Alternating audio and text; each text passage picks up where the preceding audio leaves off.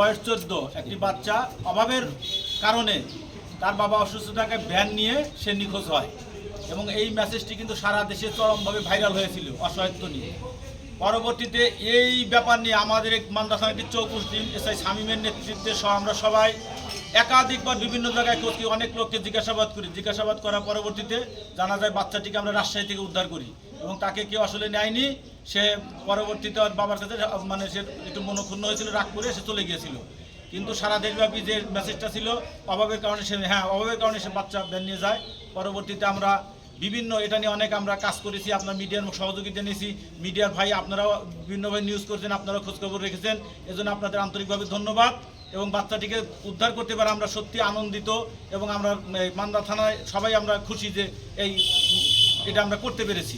এটা আমি অনেক একটা বড় কাজ এবং ভালো কাজ বলে আমার মনে হচ্ছে বা আপনাদের ধারণা। সবাই আপনার বিভিন্নভাবে আমাকে তথ্য দিয়ে সহযোগিতা করার জন্য।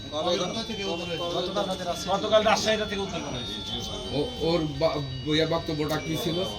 কালকে রাত 2টার সময় আমার বাচ্চা খোঁজ পায় বাসায় 0 পয়েন্টে। থানা পুলিশ আমাকে যথেষ্ট পরিমাণ সহযোগিতা করেছে, সাংবাদিক ভাইরা করেছে, সবার দয়ে আমার বাচ্চাটাকে ফেরত পাইছে। শামীম স্যার চরম শ্রম দিয়েছে আমার বাচ্চার পিছনে, চরম সহযোগিতা করে, অর্থ দিয়ে আমার সহযোগিতা করেছে। অর্থ দিয়ে মাইকিং করে বিভিন্নভাবে আমরা ব্যবসা কিয়া করছি। আমি সার্বক্ষণিক সবার 7 দিনের মাথা ভ্যান কি পাওয়া গেছে? ভ্যান পাইনি স্যার। ভ্যান কি করে